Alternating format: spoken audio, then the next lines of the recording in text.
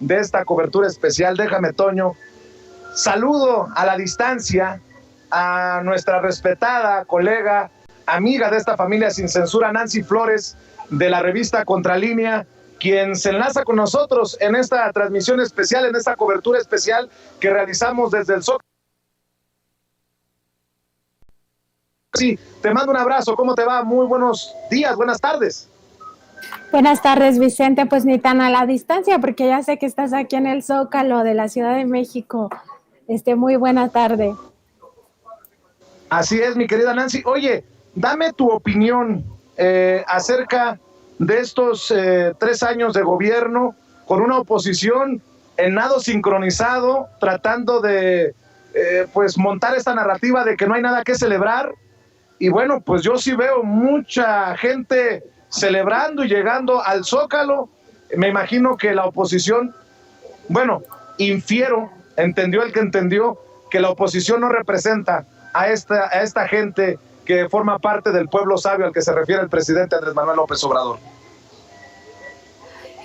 Vicente, se me fue un momento el internet, pero si no te entendí mal, es mi opinión sobre estos 3 años del gobierno de Andrés Manuel López Obrador. Me parece que el presidente llega pues con un buen capital político a digamos, a esta mitad de su sexenio, y sobre todo a pesar de una pandemia, que eso es muy importante de resaltar.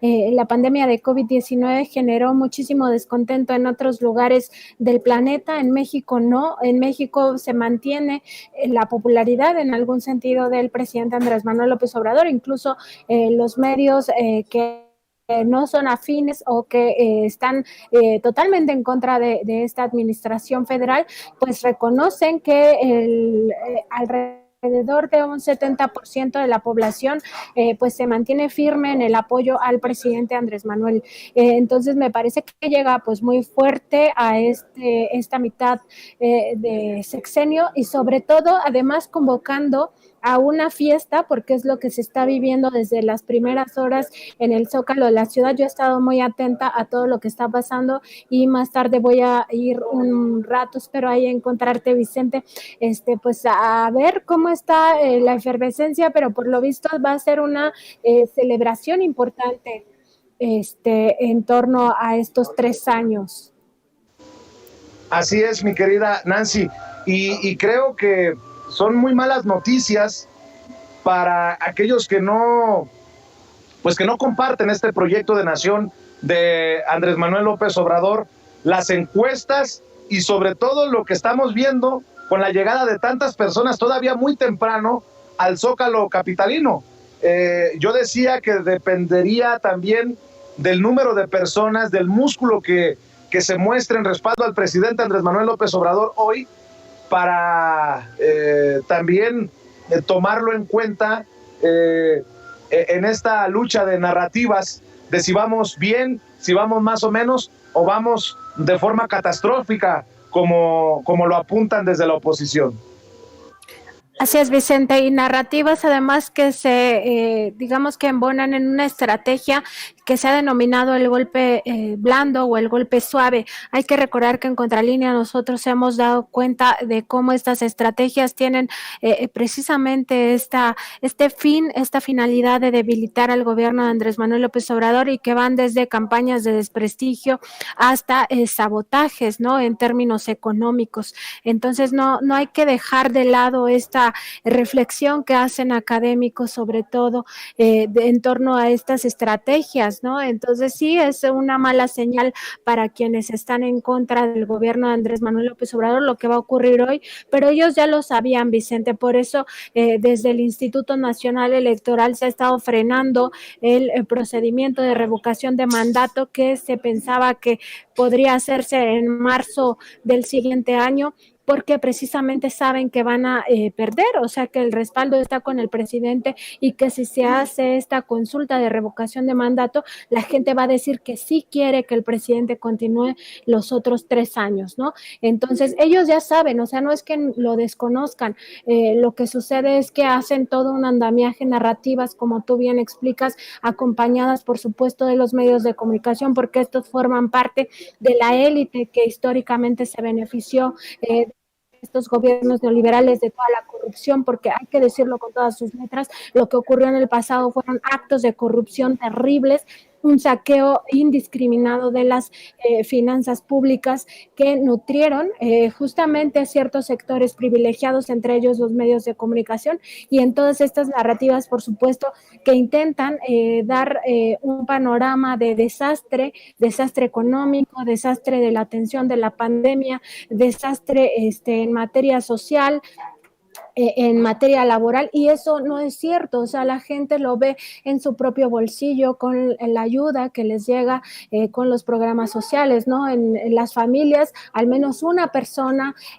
recibe algún tipo de apoyo social, lo que antes no se tenía, ¿no? O se tenía cuentagotas o solamente algunas familias, pero ahora son las mayorías las que están teniendo este acceso, ¿no? En materia laboral, pues tenemos reformas muy importantes como la que lucha contra el outsourcing y contra las factureras. Entonces, las personas que estaban bajo este tipo de esquemas que son totalmente lesivos para los derechos de los trabajadores, pues ya están viendo también parte de este cambio, ¿no?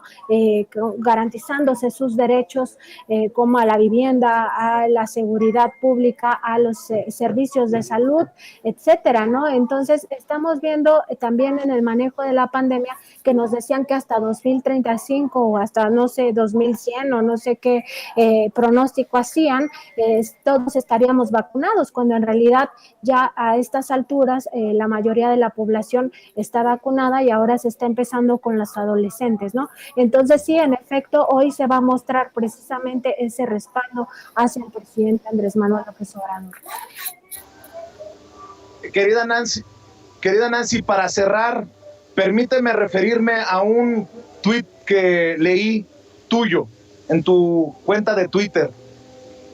Fuiste durísima luego de esta, entre comillas, investigación dada a conocer por un grupo de medios y de periodistas muy criticado por el presidente Andrés Manuel López Obrador, señalando sobre todo a la revista Proceso y a Carmen Aristegui, y decías que el periodismo no es inferencias, y yo lo comparto, y desde aquí hemos sido claros, hemos señalado que nuestra opinión, y con el poco o mucho bagaje que tenemos en 20 y tantos años de experiencia en esta labor, se cae, creo yo, la investigación, y más cuando los autores, los que firman la investigación sobre el programa Sembrando Vida, la compañía creada por uno de los hijos del presidente Andrés Manuel López Obrador, estos chocolates Rocío, pues se cae, no tiene, desde mi perspectiva, peso, y estos personajes, estos autores de la investigación admiten que está basado esto que publican en inferencias. No sé si quieras entrarle con tu opinión, mi querida Nancy, a esto que trae muy interesado también al pueblo, a la gente de a pie, a la gente que se informa en espacios independientes como Contralínea y sin censura.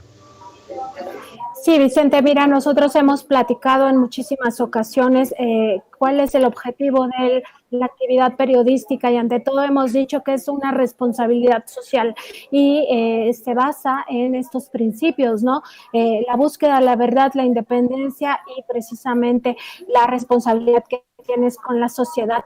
Entonces, en ese sentido, sí, teóricamente incluso se sabe, ¿no?, que los reportajes no pueden hacerse a partir de inferencias. O sea, eso es una lección que recibes desde los primeros semestres en la universidad cuando estás estudiando periodismo. Entonces, decir que un reportaje o varios reportajes o trabajos de investigación están basados en inferencias, pues es una contradicción en términos teóricos de lo que es el periodismo.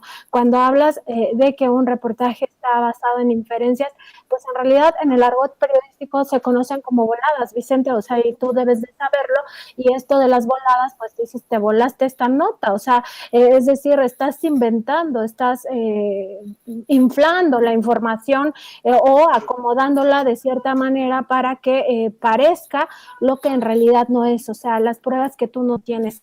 En ese sentido, bueno, recordarle a la audiencia que el periodismo ante todo se debe a la sociedad, no a grupos de interés, no a personajes que en cierto momento estén en el poder o tengan un poder de los llamados fácticos, ¿no? O sea, por ejemplo, el gran capital, pues no necesariamente está en un poder institucional, pero sí ejerce el poder. Entonces, cuando no sirves a la sociedad, sino sirves a estos intereses, pues no estás haciendo periodismo, estás haciendo otro tipo de cosas, ¿no? Un poco la opinión tal vez sí podrías generar ciertas inferencias, ¿no? Pero siempre tienes la responsabilidad de lo que estás escribiendo o de lo que estás publicando o de lo que estás hablando ante los micrófonos. Entonces sí es muy delicado que sin pruebas se haga pasar un trabajo por un gran reportaje periodístico, ¿no? En realidad sí necesitas tener pruebas, tener evidencias de lo que estás sustentando. Entonces, básicamente esa era mi crítica, ¿no? Y además decir que pues siempre los editores tienen justamente pues esa posición, ¿no? De esas herramientas para precisamente saber que algo no tiene sustento. Nancy, te saluda con mucho gusto Toño Ruiz y permíteme abundar en este tema que es muy, muy importante. Tú no solamente como periodista, como corresponsal de Contralínea, sino como catedrática, como maestra de periodismo, podemos en todo caso ya de desvirtuar el trabajo de estos dos periodistas que infieren la nota, como bien lo mencionas, como ellos mismos aceptan en el programa de Julio Hernández López, Julio Astillero. Podemos pensar que se acabó ya su carrera o es una vez más una situación en la que dos jóvenes pues fueron vistos envueltos en una problemática de los medios corporativos, se les enjaretó todo esto y tal vez en algún futuro pueda ser resucitada su credibilidad.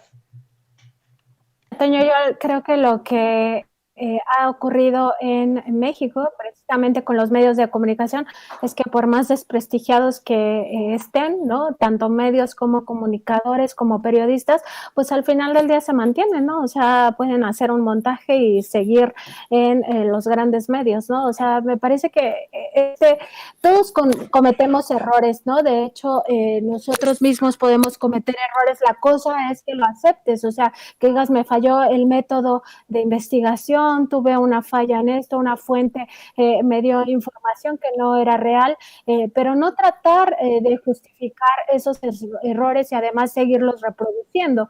En ese sentido, bueno, yo creo que la responsabilidad de un periodista cuando se equivoca, pues es hacer una fe de erratas y pues sí, asumir que se equivocó y que pues va a ser algo para mejorar en el futuro, ¿no? Porque si no, no va a ser periodismo, o sea, va a ser otra cosa, pero no un periodista, ¿no? No va a tener esta responsabilidad social y este servicio hacia la sociedad. Hay que recordar, Toño, que el periodismo es una herramienta para ejercer un derecho humano que no es patrimonial de los periodistas, es el derecho humano a la información. Eso es muy importante, siempre tenerlo en el radar para que nunca acabes perdiéndote hacia tal o cual interés que son ajenos a lo periodístico. Así es, mi querida Nancy, pues tú sabes que te admiramos, que te respetamos y que seguimos el trabajo. ¿Por qué no cerramos invitando también a la gente para que los apoye en Contralínea en lo que publican en redes y en lo que están publicando en el canal de YouTube? Claro que sí, Vicente. Muchas gracias a ti y a Toño por esta entrevista. Ya saben que ahora estamos en nuestro canal de YouTube como Contralínea, en nuestro noticiario que se transmite a partir de las 9 de la mañana de lunes a viernes. Y también, bueno, estamos en nuestra página www.contralinea.com.mx, también en Twitter como @Contralínea y a mí me encuentran como @Nancy_Contra. Pues muchísimas gracias, Vicente, por este espacio. Siempre es un gusto platicar contigo, con Toño, y también muchas gracias a tu equipo. Gracias, mi querida Nancy Flores. corresponsal de la revista Contralínea, hablando con nosotros sin censura. Déjeme saludar. A ver, acércate un poquito, mujer.